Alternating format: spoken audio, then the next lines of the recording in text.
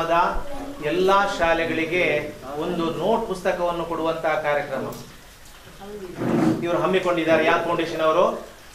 ಮಕ್ಕಳೇ, ನಾವು ಒಂದು ಒಳ್ಳೆ ಹೆಸರು, ದೊಡ್ಡ ಹೆಸರನ್ನಾಗಿ ಕಾಣ್ತದೆ ಯಾದ್ ಫೌಂಡೇಶನ್ ಅಂತ ಹೇಳಿ. ಆದ್ರೆ ಅದರಲ್ಲಿರುವಂತಹ ಸದಸ್ಯರು ನೋಡಿ, ಇಲ್ಲಿ ಕಾಣುವಂತ ಬೆರಳಿಣಿಕೆ 5-6 ಮಂದಿ ಸದಸ್ಯರು ಮಾತ್ರ.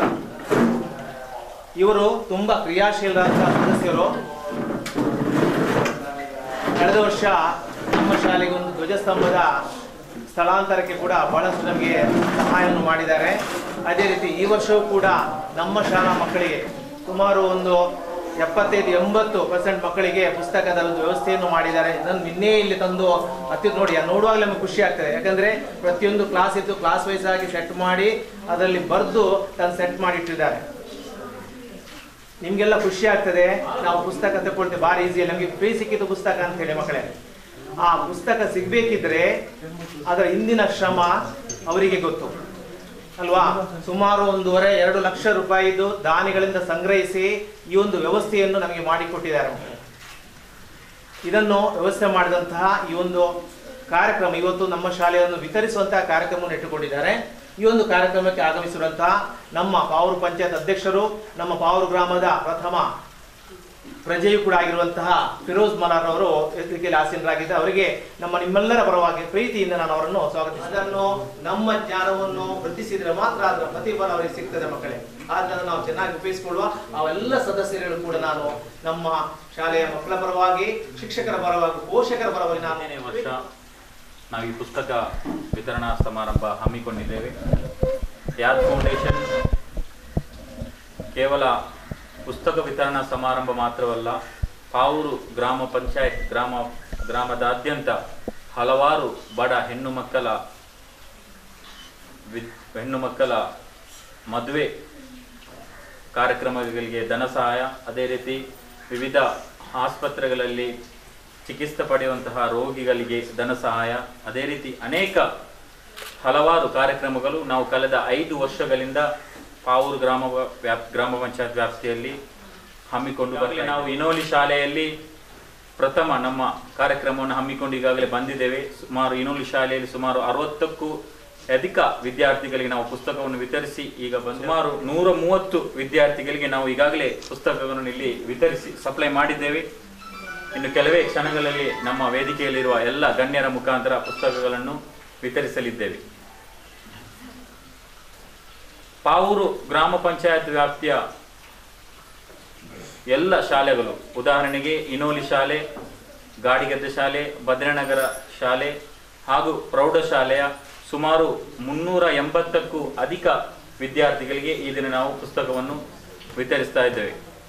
ಅದೇ ರೀತಿ ಇನ್ನು ಮುಂದಕ್ಕೂ ಕೂಡ ಈ ಶಾಲೆ ಇರಲಿ ಅಥವಾ ಪಾವೂರು ಗ್ರಾಮ ಪಂಚಾಯತ್ನ ಯಾವುದೇ ಶಾಲೆ ಇರಲಿ, ಶಾಲೆಗೆ ಸಂಬಂಧಪಟ್ಟ ಯಾವುದೇ ಕೆಲಸ ಕಾರ್ಯಗಳಿಗೆ ನಾವು ನಿಮಗೆ ಯಾವ ಸಹಾಯ ಬೇಕಿದ್ರೂ ನಮ್ಮನ್ನು ಸಂಪರ್ಕಿಸಬಹುದು. ಇನ್ನು ಮುಂದಿನ ದಿನಗಳಲ್ಲಿ ಕೂಡ ಈ ಶಾಲೆಯ ಅಭಿವೃದ್ಧಿಗೆ ನಮ್ಮ ಸಂಸ್ಥೆಯು ನಿಮ್ಮೊಂದಿಗೆ ಕೈ ಜೋಡಿಸಿದಂತ ಈ ಸಂದರ್ಭದಲ್ಲಿ ಹೇಳಿಕೊಳ್ಳುತ್ತಾ, ಅಭಿವೃದ್ಧಿ ಅಂತ ಹೇಳಿದ್ರೆ ಅವರ ಸಮಾಜ ಸೇವೆಯಲ್ಲಿ ಒಂದು ವರ್ಷದಲ್ಲಿ ಒಂದು 50 ಮಕ್ಕಳಾದರೆ 2ನೇ ವರ್ಷ 100, 3ನೇ ವರ್ಷ 150, ಈ ಥರ ಬೆಳವಣಿಗೆಯ ಮುಖಾಂತರ ಇವರ ಅಭಿವೃದ್ಧಿಯ ಕಾರ್ಯಗಳು. ಈ ಪುಸ್ತಕ ವಿತರಣೆಯನ್ನು ಆ ಒಂದು ದಿನಚರಿ ನೋಡಿದರೆ ಅವರು ಪ್ರಾರಂಭಿಸಿದ ಪ್ರಥಮ ವರ್ಷದಿಂದ ಈ 5ನೇ ವರ್ಷದ ತನಕ ಅವರ ಅಭಿವೃದ್ಧಿಯ ಒಂದು ಮುನ್ನೋಟವನ್ನು ನೋಡಬೇಕಾದ್ರೆ ಅವರು ಕೊಟ್ಟಂತ ಆ ವಿದ್ಯಾರ್ಥಿಗಳ ಸಂಖ್ಯೆಯ ಒಂದು ಸನ್ನಿವೇಶವನ್ನು ತೆಗೆದರೆ ಅಭಿವೃದ್ಧಿಯ ಪಥದಲ್ಲಿ ಅವರು ಜಾಸ್ತಿನೇ ಒಂದು ಸಮಾಜ ಸೇವೆಯಲ್ಲಿ ತೊಡಗಿಸ್ತಾ ಇದ್ದಾರೆ. ನಾನು ಕಳೆದ ವರ್ಷದಲ್ಲಿ ಹೇಳಿದ್ದ ಕಷ್ಟವನ್ನು ನಾನು ಹತ್ತಿರದಲ್ಲಿ ನಿಂತವ. ನಾನು ಪಂಚಾಯತ್ ಅಧ್ಯಕ್ಷನಾಗೋದಕ್ಕಿಂತ ಮುಂಚೆ ನಾನು ಅಧ್ಯಕ್ಷನಾಗಿ 2.5 ವರ್ಷ ಆದದಷ್ಟೇ. ಆದರೆ 4 ವರ್ಷ ನಾನು ಈ ಒಂದು ಯಾದ್ ಫೌಂಡೇಶನ್ನ ಸದಸ್ಯನಾಗಿ ಇದ್ದೇನಂತ ಹೇಳಿ ಹೆಮ್ಮೆ ಪಟ್ಟು ನಾನು ಹೇಳ್ತಾ ಇದ್ದೇನೆ. ಯಾಕಂತ ಹೇಳಿದ್ರೆ ಅಧ್ಯಕ್ಷರು ಆಗಿ ನಂತರ ಆಗಿತ್ತು, ಅದಕ್ಕಿಂತ ಮುಂಚೆ ಒಂದು ಸೇವೆ ಮಾಡುವಂತ ಕಲಿತದ್ದು ನಾನು ಯಾದ್ ಫೌಂಡೇಶನ್ನಿಂದ. ನನ್ನ ಸಹಪಾಠಿಗಳು, ನನ್ನ ಸಹೋದರರ ಒಟ್ಟಿಗೆ ನಾನು ಈ ಒಂದು ಸಮಾಜ ಸೇವೆ ಕಲಿತದ್ದು, ಅವರೊಟ್ಟಿಗೆ ನಿದ್ದೇನೆ. ಆ ಒಂದು ನಿರಂತರ ನನಗೆ ಅದರಿಂದ ಬಂದಂತಹ ಸಲಹೆಗಳು ಈಗಲೂ ಕೂಡ ಕೆಲವೊಂದು ನನ್ನ ರಾಜಕೀಯ ವಿಷಯದಲ್ಲೂ ಕೂಡ ನನ್ನ ನಾನು ಪಂಚಾಯತ್ತಲ್ಲಿ ಏನು ಮಾಡುವುದಾದ್ರೂ ಕೂಡ ಅದಕ್ಕೂ ಕೂಡ ನನ್ನ ಈ ಒಂದು ಯಾದ್ ಫೌಂಡೇಶನ್ ಒಟ್ಟಿಗಿದ್ದಂತಹ ಈ ಒಂದು ಎಲ್ಲ ನನ್ನ ಸ್ನೇಹಿತರು ನನಗೆ ಅದಕ್ಕೆ ಸಲಹೆ ಕೊಡ್ತಾರೆ. ಈ ಒಂದು ಪುಸ್ತಕ ವಿತರಣೆ ಮಾತ್ರ ಅಲ್ಲದೆ ನನಗೆ ಗೊತ್ತಿರೋ ಮಟ್ಟಿಗೆ ನಮ್ಮ ಇರ್ಫಾನ್ ಆಗಿರ್ಬೋದು, ಅನ್ವರ್ ಆಗಿರ್ಬೋದು, ಕೆಲವೊಂದು ವಿಚಾರ ಯಾವ ಊರಲ್ಲಿ ಯಾವ ಆಕ್ಸಿಡೆಂಟ್ ಆಗಿ ನನಗೆ ಫೋನ್ ಬಂದರೂ ಕೂಡ ನಾನು ಬಿಸಿ ಇದ್ರು ಕೂಡ ತಕ್ಷಣ ಅದು ಏನು ಕೆಲಸ ಇದ್ರು ಕೂಡ ಅವರ ಕೈಯಿಂದ ಖರ್ಚು ಮಾಡಿ ಓಡ್ಕೊಂಡು ಹೋಗಿ ಆ ಆಸ್ಪತ್ರೆಯ ಆಕ್ಸಿಡೆಂಟ್ ಆದಂತ ಸಂದರ್ಭದಲ್ಲಿ ನಿಮಗೆ ಗೊತ್ತಿರಬಹುದು, ಆನ್ ಸ್ಪಾಟ್ ಅಲ್ಲಿ ಯಾರು ಕೂಡ ಹೋಗುದಿಲ್ಲ, ಅಲ್ಲಿ ಸ್ವಲ್ಪ ಖರ್ಚೆಲ್ಲ ಉಂಟು, ಯಾವ್ದು ನಿಮ್ಗೆ ಗೊತ್ತುಂಟಲ್ಲ ಮೇಡಮ್. ಅದಕ್ಕೆಲ್ಲದಕ್ಕೂ ಕೂಡ ಯಾವುದೇ ತಲೆಗೆಡಿಸಿ ಮಾಡದೆ ನಮ್ಮೆಲ್ಲರೂ ಕೂಡ ದಿನದಲ್ಲಿ ಕೆಲಸ ಮಾಡುವಂತ ಸದಸ್ಯರ ಹೊರತು ಯಾರು ಕೂಡ ಶ್ರೀಮಂತರ ಮಕ್ಕಳಿಲ್ಲ. ಆದ್ರೂ ಕೂಡ ಅದನ್ನೆಲ್ಲ ಬದುಕಿಟ್ಟು ಏನೇ ಆಸ್ಪತ್ರೆಯಲ್ಲಿ ಆ ಒಂದು ಅಹಿತಕರ ಘಟನೆ ಆಗಿರ್ಬೋದು, ಏನೇ ಆದ್ರೂ ಕೂಡ ಆಕ್ಸಿಡೆಂಟ್ ಆಗಿದ್ರು ಕೂಡ ತಕ್ಷಣ ಸ್ಪಂದಿಸಿ ಅದರಲ್ಲಿ ಏನು ಖರ್ಚಾದ್ರೂ ಕೂಡ ಮೇಡಮ್ ನನಗೆ ಗೊತ್ತಿರುವ ಸತತ 4 ವರ್ಷದಿಂದ ನೋಡ್ತಾ ಇದ್ದೇನೆ. ನನ್ನ ಪ್ರೀತಿಯ ನನ್ನ ಈ ಒಂದು ಸಹ ಸದಸ್ಯರು ಒಟ್ಟಿಗಿರುವವರು ಆದಷ್ಟು ಮುಂಚಿನಲ್ಲಿ ನಿಂತುಕೊಂಡು ಕೆಲವು ಈಗ ಹೆಲ್ತ್ಗೆ ಇವರ ಮಜೀದ್ ಸರ್ ಅವರಿಗೆ ಗೊತ್ತಿರ್ಬೋದು, ಹೆಲ್ತಿನ ವಿಚಾರದಲ್ಲಿ ಬ್ಲಡ್ ಕ್ಯಾಂಪ್ ಮಾಡ್ತಾರೆ, ಅದರಲ್ಲೂ ಕೂಡ ನಮ್ಮ ಸದಸ್ಯರು ಮುಂಚೂಣಿಯಲ್ಲಿ ಇದ್ದಾರೆ ಅಂತ ಹೇಳಲಿಕ್ಕೆ ನಾನು ಹೆಮ್ಮೆ ಪಡ್ತಾ ಇದ್ದೇನೆ. ಒಂದು ಫೋನ್ ಕರೆ ಬಂದ್ರೆ ಸಾಕು, ಅವ್ರು ಇಲ್ಲದಿದ್ರು ಕೂಡ ಬೇರೆಯವರಿಗೆ ಹೇಳಿ ವ್ಯವಸ್ಥೆ ಮಾಡುವಂತ ಒಂದು ಉತ್ಸಾಹಿ ಸದಸ್ಯರು ನನಗೆ ಬಹಳ ಖುಷಿ ಆಗ್ತಾ ಉಂಟು ಹೇಳಲಿಕ್ಕೆ. ಒಂದು 10 ರಿಂದ 12 ಇರ್ಲಿಕ್ಕೆ 30 ಸದಸ್ಯರಿದ್ದಾರೆ. ಒಂದು ಆಕ್ಟಿವ್ ಸದಸ್ಯರಾಗಿ 10-12 ಮಂದಿ ಸೈನಿಕರ ತರ ಅದು ಯಾವ ನಿಮಿಷ ಯಾವ ಹೊತ್ತಲ್ಲಿ ಫೋನ್ ಮಾಡಿದ್ರು ಕೂಡ ಅದು ಏನು ಯಾವ ಸಂದರ್ಭದಲ್ಲಿ ಅವರಿಗೆ ಆ ಒಂದು ಮೈಗೂಡಿಸಿ ಬಂದಿದೆ ಅಂತ ನನಗಂತೂ ಗೊತ್ತಿಲ್ಲ. ಯಾವ್ದು ಫೋನಿನ ಸದಸ್ಯರು ಪ್ರಾಮಾಣಿಕವಾಗಿ ಯಾವುದೇ ಜಾತಿ ಭೇದ ಕೂಡ ಅದರಲ್ಲೂ ಕೂಡ ಬಹಳ ಖುಷಿ ಆಗ್ತಾ ಉಂಟು. ರಿಯಾಜ್ ಅವರ ಚೀಟಿಯ ಪಟ್ಟಿ ನೋಡಿದ್ರೆ ಜಾಸ್ತಿ ಮಕ್ಕಳು ಹಿಂದೂ ಧರ್ಮದ ಮಕ್ಕಳು. ನಾನು ಬಹಳ ಹೆಮ್ಮೆಯಿಂದ ಹೇಳಲಿಕ್ಕೆ ಇಷ್ಟಪಡ್ತಾ ಇದ್ದೇನೆ. ಒಬ್ಬ ಅಲ್ಪಸಂಖ್ಯಾತ ಮುಸಲ್ಮಾನ ಅಧ್ಯಕ್ಷ, ನಮ್ಮ ಸದಸ್ಯರು ಕೂಡ ಅತಿಯಾಗಿ ಮುಸಲ್ಮಾನರು ಇರುವುದು. ಆದ್ರೆ ಅಧ್ಯಕ್ಷನ ಲಿಸ್ಟ್ ತೆಗೆದ್ರು ನೀವು ನೋಡಿದ್ರೆ ಮೇಡಮ್, ಉಪಾಧ್ಯಾಯ ನಿಮ್ಗೆ ಹೇಳುವುದು ಮುಖ್ಯ ಉಪಾಧ್ಯಾಯ ಗಮನಕ್ಕೆ, ಅವರ ಲಿಸ್ಟ್ ಅಲ್ಲಿ 99% ಗೌರವಾನ್ವಿತ ಹಿಂದೂ ಧರ್ಮದ ಮಕ್ಕಳ ಪಟ್ಟಿಟ್ಟಂತ ಒಬ್ಬ ಅಲ್ಪಸಂಖ್ಯಾತ ಮುಸಲ್ಮಾನ ಅಧ್ಯಕ್ಷ ನಮ್ಮ ಯಾದ್ ಫೌಂಡೇಶನ್ ಇರುವುದು ಖಂಡಿತವಾಗಿ ಕೂಡ ನಾನೊಬ್ಬ ಗ್ರಾಮ ಪಂಚಾಯತ್ ಅಧ್ಯಕ್ಷನಾಗಿ ನಮ್ಮೆಲ್ಲ ಸದಸ್ಯರು ಕೂಡ ಯಾವುದೇ ಒಂದು ನಾವು ಒಳ್ಳೆಯ ಕಾರ್ಯಕ್ರಮ ಮಾಡುವಾಗ ಯಾರು ಕೂಡ ಅದಕ್ಕೆ ಅಡ್ಡಿ ಬರುವುದಿಲ್ಲ, ಎಲ್ಲ ಒಮ್ಮತದಿಂದ ಒಪ್ಪಿಕೊಡ್ತಾ ಇದ್ದಾರೆ. ನಮ್ಮೆಲ್ಲರ ಈ ಒಂದು ಗ್ರಾಮಸ್ಥರ ಹಿರಿಯರ ಸಹಕಾರ, ಇವರ ಪ್ರಾರ್ಥನೆ ಖಂಡಿತವಾಗಿ ಕೂಡ ಪ್ರತಿಯೊಬ್ಬ ನಮ್ಮ ಸದಸ್ಯನ ತಲೆ ಮೇಲೆ ಈ ಗ್ರಾಮದ ಪ್ರತಿ ಧರ್ಮದ ಹಿರಿಯರ ಮಕ್ಕಳ ಸಣ್ಣ ಮಕ್ಕಳಿಂದ ಹಿಡಿದು ದೊಡ್ಡವರ ತನಕದ ಪ್ರಾರ್ಥನೆ ಆಶೀರ್ವಾದ ಇವತ್ತಿನವರೆಗೆ ನಮ್ಮ ಯಾದ್ ಫೌಂಡೇಶನ್ ಸಂಸ್ಥೆಗೆ ಇದೆ. ಇನ್ನು ಮುಂದಕ್ಕೂ ಕೂಡ ನಾವು ನಮ್ಮ ಮುಂಭಾಗದಲ್ಲಿರುವಂತಹ ಮಕ್ಕಳ ಒಂದು ಆಶೀರ್ವಾದ, ನಿಮ್ಮ ಪ್ರಾರ್ಥನೆ, ನಮ್ಮ ಸದಸ್ಯರಿಗೂ ನಮ್ಮ ಪದಾಧಿಕಾರಿಗೂ ನಿಮ್ಮ ಪ್ರಾರ್ಥನೆ, ಅಧ್ಯಾಪಕ ಅವರಿಗೂ ಕೂಡ ನಾನು ಈ ಒಂದು ಸಂದರ್ಭದಲ್ಲಿ ವಿನಂತಿ ಮಾಡುತ್ತಾ, ಮಕ್ಕಳಲ್ಲಿ ಒಂದು ವಿನಂತಿ ಅಂತ ಹೇಳಿದ್ರೆ ಪುಸ್ತಕ ಕೊಡ್ತಾ ಇದ್ದಾರೆ ಸರ್ಕಾರದ ವತಿಯಿಂದ. ಪ್ರತಿಯೊಂದು ವಿಷಯ ಕೂಡ ನಿಮ್ಮ ಕಾಲು ಬುಡಕ್ಕೆ ಬರ್ತಾ ಉಂಟು. ಮುಂಚಿನ ಕಾಲದಲ್ಲೆಲ್ಲ ನಾನು ಶಾಲೆ ಹೋಗುವ ತುಂಬಾ ಮುಂಚೆ ಹೋಗುವುದಲ್ಲ ಬೇಡ, ಒಂದು ಸ್ವಲ್ಪ ಹಿಂದೆ ಹೋದ್ರೆ ನಾನು ಶಾಲೆ ಹೋಗುವ ಕೂಡ ಈ ಶೂ ಅಂದ್ರೆ ಎಂತ, ಈ ಒಂದು ಶಾಲೆಗೆ ಪುಸ್ತಕ ಕೊಡುವುದು, ಇದು ಯಾವುದು ಕೂಡ ಇರಲಿಲ್ಲ ಮಕ್ಕಳೇ. ನಿಮ್ಗೆ ಈಗ ಏನೆಲ್ಲ ವ್ಯವಸ್ಥೆ ನಮ್ಮ ಮಾಸ್ಟರ್ನವರೆಲ್ಲ ಬೇರೆ ಬೇರೆ ರೀತಿಯ ವ್ಯವಸ್ಥೆ ಅವರ ಕೈಯೆಲ್ಲ ಮಾಡ್ತಾ ಇದ್ದಾರೆ. ಅವರಿಗೆ ಟೈ ಕೊಡುವಂತ, ಬ್ಯಾಜ್ ಕೊಡುವಂತ ವ್ಯವಸ್ಥೆ, ಆ ಒಂದು ಯೂನಿಫಾರ್ಮ್ ಎಲ್ಲ, ಒಂದು ಶೂ ಕೊಡುವ ವ್ಯವಸ್ಥೆ ಸರ್ಕಾರ ಮಾಡ್ತಾ ಉಂಟು, ಬಿಸಿ ಊಟದ ವ್ಯವಸ್ಥೆ. ಮತ್ತೆ ಅದರಲ್ಲೂ ಕೂಡ ಸಂಘ ಸಂಸ್ಥೆಯವರು ಸರ್ಕಾರದಲ್ಲಿ ಯಾವುದೆಲ್ಲ ಕೊಡ್ತಾ ಇಲ್ಲ ಅದನ್ನು ಹುಡುಕಿಕೊಂಡು ಸಂಘ ಸಂಸ್ಥೆಯವರು ಕೂಡ ಕೊಡುವಾಗ ಮಕ್ಕಳೇ ನೀವು ಅದನ್ನು ಗಂಭೀರವಾಗಿ ತೆಗೆದುಕೊಂಡು, ಈಗ ಪುಸ್ತಕ ಅಂತ ಹೇಳುದು ಬಹಳ ಅಚ್ಚುಕಟ್ಟಾಗಿ ಅದನ್ನು ಇಡುವಂತ ವ್ಯವಸ್ಥೆ ನೀವು ಮಾಡಬೇಕು.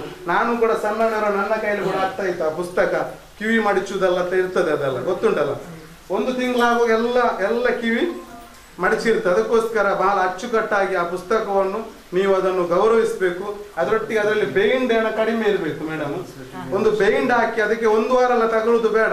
ನಿಮ್ಮ ಮನೆಯವರ ಹತ್ರ ಒಂದು ಬೈಂಡ್ ವ್ಯವಸ್ಥೆ ಮಾಡಿ, ಅದಕ್ಕೆ ಸಣ್ಣ ಒಂದು ಖರ್ಚಿರುವುದು ಅಲ್ವಾ, ಒಂದು 50 ರೂಪಾಯಿ 100 ರೂಪಾಯಿ ಆಗ್ಬೋದು ಅಷ್ಟೇ. ಆ ಬೈಂಡ್ ಚಂದ ಮಾಡಿ ಹಾಕಿ ಅದಕ್ಕೆ ಒಂದು ಸ್ಟಿಕ್ಕರ್ ಕೊಡುವಂತ ವ್ಯವಸ್ಥೆ ನಮ್ಮ ಸದಸ್ಯರು ಒಂದು 2 ದಿವಸದಲ್ಲಿ ಕಂಪಾಸ್ ಬಾಕ್ಸ್ ಮತ್ತೆ ಆ ಸ್ಟಿಕ್ಕರ್ ಒಟ್ಟಿಗೆ ನಿಮಗೆ ಅದನ್ನು ವಿತರಣೆ ಮಾಡ್ತಾರೆ ಅವರು. ಅದು ಕಾರ್ಯಕ್ರಮ ಏನಲ್ಲ, ಬಂದು ನಿಮ್ಮ ಮುಖ್ಯೋಪಾಧ್ಯಾಯರು ನಿಮ್ಮ ಅಧ್ಯಾಪಕರ ಕೈಯಲ್ಲಿ ನಿಮಗೆ ಆ ಬೈಂಡಿನ ಮೇಲೆ ಹಾಕುವಂತ ಸ್ಟಿಕ್ಕರ್ ಮತ್ತೆ ಕಂಪಾಸ್ ಬಾಕ್ಸ್ ಕೊಡ್ತಾರೆ. ಅದಕ್ಕಿಂತ ಮೊದಲು ನೀವು ಬೈಂಡ್ ಹಾಕಿ ರೆಡಿ ಮಾಡಿ ಇಡಬೇಕು. ಯಾರು ಕೂಡ 1 ವಾರ 10 ದಿವಸ 1 ತಿಂಗಳು ಆ ಟೀಚರ್ಸ್ಗೆ ಪಾಪ ಅವರಿಗೆ ಹೇಳಿ ನನಗೆ ಆಯಾಸ ಆಗಿ ಹೋಗ್ತದೆ, ನನಗೆ ಗೊತ್ತುಂಟು. ನೀವೆಲ್ಲರೂ ಕೂಡ ದಯವಿಟ್ಟು ನಿಮಗೆ ಸಿಕ್ಕಿದಂತಹ ಪುಸ್ತಕ ನಿಮ್ಮ ಮನೆಯವರ ಹತ್ರ ಹೇಳಿ ಅದಕ್ಕೆ ಬೈಂಡ್ ಹಾಕಿಸಿ ಬಹಳ ಜಾಗೃತಿಯಿಂದ ಚೊಕ್ಕವಾಗಿ ಇಟ್ಕೊಂಡು 2 ದಿವಸದ ಒಳಗಡೆ, ಕೆಲವೊಂದು ನಾಳೆನೆ ಕೊಡ್ಬೋದಲ್ಲ, ನಾಳೆನೆ ಸಿಗ್ಬೋದು ಸ್ಟಿಕ್ಕರ್ ಮತ್ತೆ ಕಂಪಾಸ್ ಬಾಕ್ಸ್. ಆ ಸ್ಟಿಕ್ಕರ್ ಅನ್ನು ಹಾಕಿ ಚಂದ ಮಾಡಿ ಇಟ್ಕೊಳ್ಬೇಕಂತೇಳಿ ನಿಮ್ಮ ಮುಂದಿನ ಜೀವನ ಉಜ್ವಲವಾಗ್ಲಿ ಅಂತ ಈ ಸಂದರ್ಭದಲ್ಲಿ ಹಾರೈಸುತ್ತಾ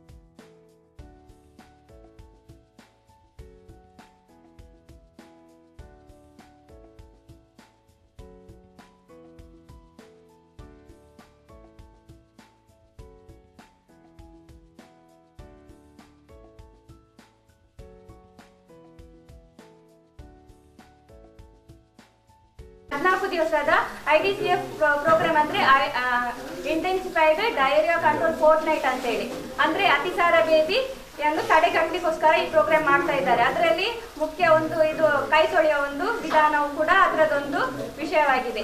ನಿಮ್ಗೆ ಕೈ ತೊಳೆದು ಪ್ರತಿ ವರ್ಷ ಹೇಳಿ ಕೊಡ್ತಾ ಇದ್ದಾರೆ, ನಿಮ್ಗೆ ಗೊತ್ತಿರ್ಬೋದು. ಈಗ ಫಸ್ಟಿಗೆ ಟ್ಯಾಪ್ ಇದ್ರೆ ಟ್ಯಾಪಿನ ಅಡಿಯಲ್ಲಿ ನಾವು ನಿಂತು ಕೈ ತೊಳಿಬಹುದು, ಇಲ್ಲದಿದ್ರೆ ಯಾರಾದ್ರೊಬ್ರು ಬಕೆಟ್ ಅಲ್ಲಿ ನಮ್ಗೆ ನೀರು ಹಾಕಿ ಕೊಡ್ಬೇಕು. ಫಸ್ಟಿಗೆ ಕೈಗೆ ನೀರು ಹಾಕಬೇಕು. ನೀರು ಹಾಕಿದ ನಂತರ ಸೋಪು ಹಚ್ಚಿ ಫಸ್ಟ್ ಅಂಗೆಯನ್ನು ಉಜ್ಜಿಕೊಳ್ಬೇಕು. ಮಾಡಿ ಮಕ್ಕಳೇ ನನ್ನೊಟ್ಟಿಗೆ. ಹೀಗೆ ಫಸ್ಟ್ ಆದ ನಂತರ ಹಿಂದುಗಡೆ ಹೀಗೆ, ನೆಕ್ಸ್ಟ್ ಹೀಗೆ, ಆದ ನಂತರ ಉಗುರನ್ನು 2 ಕೈ ದಿವಸ, ನಂತರ ಹೀಗೆ, ನಂತರ ಬೆರಳು, ನಂತರ ಇಲ್ಲಿ, ಆದ ನಂತರ ಚಂದ ಮಾಡಿ ನೀರಿನಿಂದ ಕೈ ತೊಳ್ಕೊಳ್ಬೇಕು.